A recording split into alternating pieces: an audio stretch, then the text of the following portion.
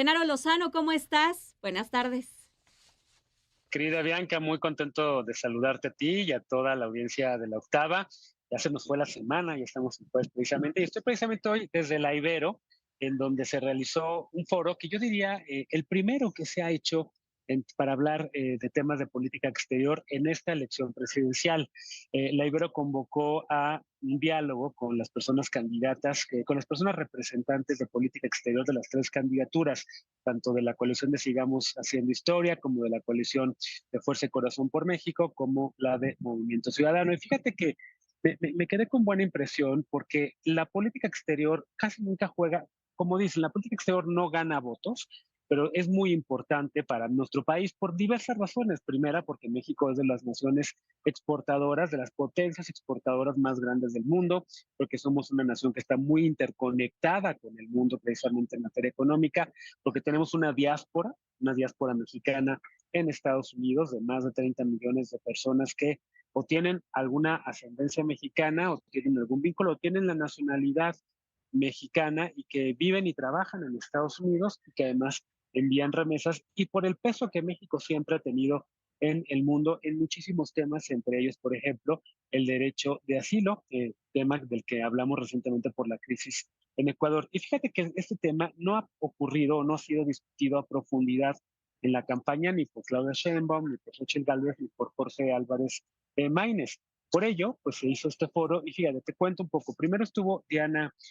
Alarcón, que Diana Alarcón representa a Claudia Sheinbaum, tomó muchísimas notas porque fueron cosas muy interesantes. Que después estuvo Ildefonso Guajardo aquí en este foro representando a Xochitl Gálvez y por último estuvo Braulio López representando a Movimiento Ciudadano. Es un poco interesante escuchar las tres visiones de política exterior, muy enmarcadas, por cierto, en el proceso electoral. Evidentemente, los representantes de Xochitl Gálvez y de Maínez,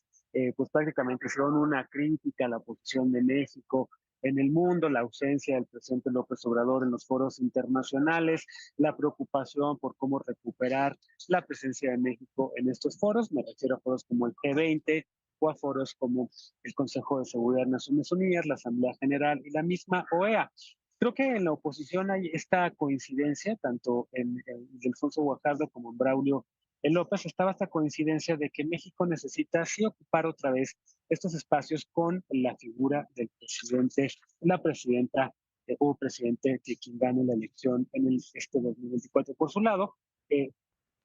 se me hizo interesante escuchar a Diana Alarcón diciendo, a ver, por supuesto que importa la presencia de quien sea presidenta de México en los foros multilaterales, pero más que la presencia es la que siga la participación activa de nuestro país en estos foros, que se siga ganando un prestigio y una autoridad moral, autoridad ética, así lo dijo Diana Alarcón, con el papel que México ha tenido en estos foros de apoyo, con el papel que México ha tenido, por ejemplo, en el desarrollo de los indicadores económicos también y que haya esta capacidad de crecimiento que se ha compartido y que además pueda en México poner el ejemplo, ¿no? De que, por ejemplo, los acuerdos comerciales son importantes, mencionó Alarcón, pero tampoco hay que sobrevalorar el peso que ha tenido, por ejemplo, NAFTA. NAFTA sí, el TEMEC hoy en día, el TELCAN que tenemos con Estados Unidos y con Canadá desde el 94, pues sí hizo una crítica a Alarcón en el sentido de que en muchos momentos de esta relación económica con Estados Unidos, pues México se convirtió simplemente en un país que tenía más maquiladoras y las maquiladoras no generan salarios buenos, no tienen capacidad productiva y por ello ella llamó justo a repensar el desarrollo económico del país a través sí del nearshoring, pero sobre todo de ajustar los tratados comerciales para que realmente generen empleos bien remunerados en México y no simplemente la apertura de maquiladoras. Creo que es interesante que las tres personas representantes de las candidatas y el candidato hayan empezado a decir que es importante que se hable más de los temas del mundo. La próxima semana habrá también un foro en el TEC de Monterrey y, por cierto, en el próximo debate presidencial, no en el segundo, discúlpame, en el tercer debate presidencial, la política exterior va a ser un tema y seguramente ahí se van a tocar estos y otros más. Creo que en lo que coincidieran las tres personas representantes de las candidatas del candidato fue que hay que hacer algo más en migración, en que la capacidad de gestión de México del tema migratorio es insuficiente, de que hay evidentemente una gran movilidad humana en estos momentos que está atravesando nuestro país, que somos un país no nada más ya expulsor, sino también un país de destino, y que lo que ha hecho el gobierno mexicano hasta ahora es insuficiente. Creo que eso fue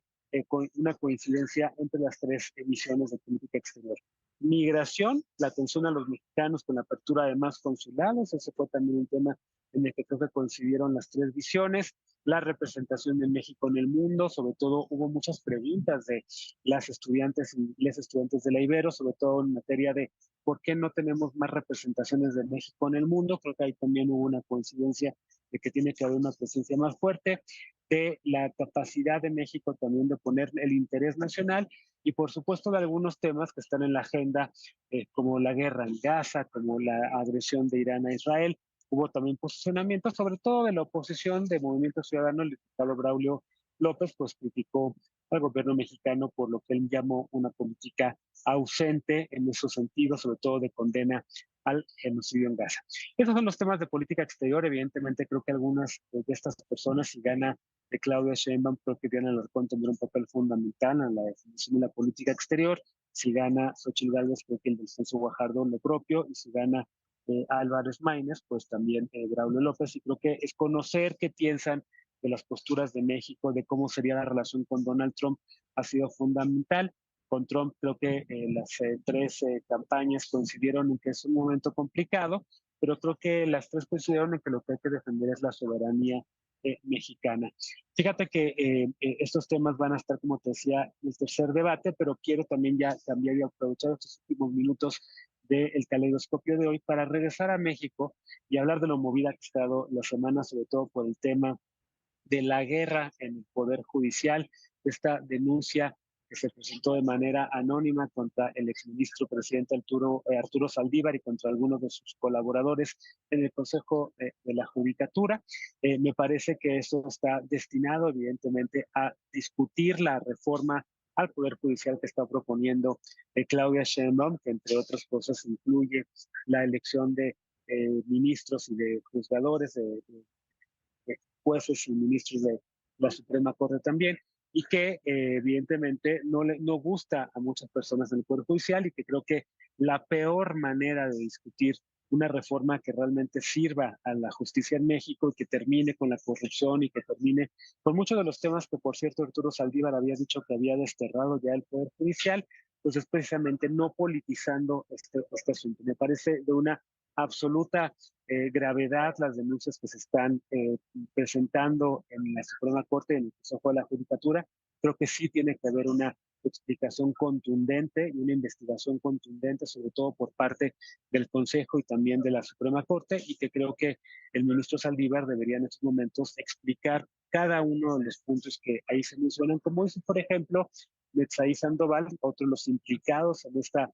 denuncia que se presentó en el Consejo de la Judicatura. Netzaí Sandoval era el encargado del Instituto de la Defensoría del Pueblo, y en su cuenta de Twitter ayer puso algunos puntos de esta denuncia anónima, que son más de 32 cuartillas, en donde prácticamente pues dicen cómo se utiliza el Poder Judicial para avanzar causas de personas con recursos económicos, cómo se presiona a jueces y a juezas para que tomen sentencias en un sentido o en otro, para que aceleren alguna sentencia o para que no la discutan, como en México pues se hace justicia. Y creo que eso hace eco en la manera en la que la mayoría de la gente piensa que la justicia se da en México, ¿no? Con dinero, con influencias, realmente sin darle a la gente justicia pronta y expedita. Y creo que es uno de los grandes pendientes que tenemos en el país, y que lamentablemente se está dando esta discusión en las peores circunstancias, politizadas y tratando de eliminar al mensajero que ha sido Arturo Saldívar, que creo que tiene que explicar de una manera más contundente estas acusaciones que se le están haciendo. Así es, un tema que, bueno, pues dará muchísimo de qué hablar. Muchísimas gracias, como siempre, Genaro Lozano, por este caleidoscopio. Por supuesto y sin falta, nos escuchamos y nos vemos el próximo martes. Gracias, bonito Fina, que escuchan, y bonito Fina TV acá. Igualmente, un fuerte abrazo, Genaro.